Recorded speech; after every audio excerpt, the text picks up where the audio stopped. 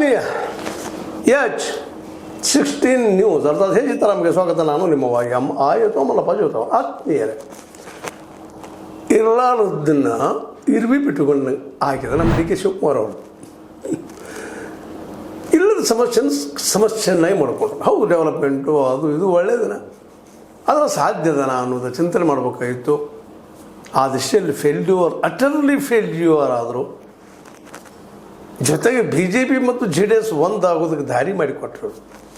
ಈಗ ವಾಸ ಬಿಡೋದು ಅವ್ರಿಗೆ, ಬೆಕ್ಕಿಗೆ ಇಲಿ ವಾಸ ಬಿಡೋದಂಗೆ ಇನ್ನು ಬಿಡೋದಿಲ್ಲ. ನೋಡಿಲ್ಲ ನಿನ್ನೆ ಯಾವ ರೀತಿಯಾಗಿ ಹೋರಾಟ ಶುರು ಮಾಡಿದ್ರು.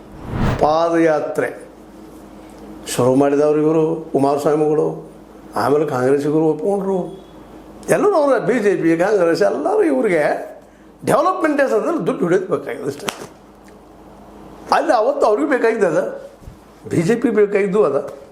ಇಲ್ಲಿ ಯಾವ ಪಕ್ಷನೂ ರೈತರ ಪರವಾಗಿ, ನಿಜವಾಗಿಯೂ ರೈತರ ಪರವಾಗಿ ಇದ್ದಿದ್ರೆ ಇವರು ಮಾರ್ಕೆಟನ್ನು ರೈತನ ಕೈಯಲ್ಲಿ ಕೊಡ್ತಾಯಿದ್ರು. ಯಾರಿಗೂ ಇಲ್ಲ, ಅದು ಯಾರಿಗೆ ಬೇಕಾಗಿಲ್ಲ. ಈಗ ರಾಜಕೀಯ ಲಾಭ ಮಾಡ್ಕೋಬೇಕಾಗಿದೆ. ಹಿಂದೆ ಇವರು ಅಪರಾಧಿ ಅಂತ ಮಾತಾಡ್ತೀನಿ ನಾನು.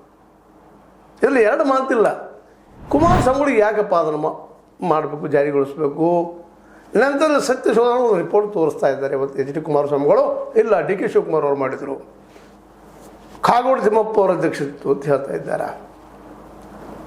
ಅಂದ್ರೆ ಒಬ್ಬರು ಆರೋಪ ಪ್ರಚಾರ ಮಾಡ್ತಾ ಹೋಗ್ಬಿಡೋರು. ಯಡಿಯೂರಪ್ಪನವರು ಅದನ್ನೇ ಮಾಡಿದರು, ಬೊಮ್ಮಾಯಿ ಅವರು ಅದನ್ನೇ ಮಾಡಿದರು, ನೈಸ್ ಮಾಡಿದರು.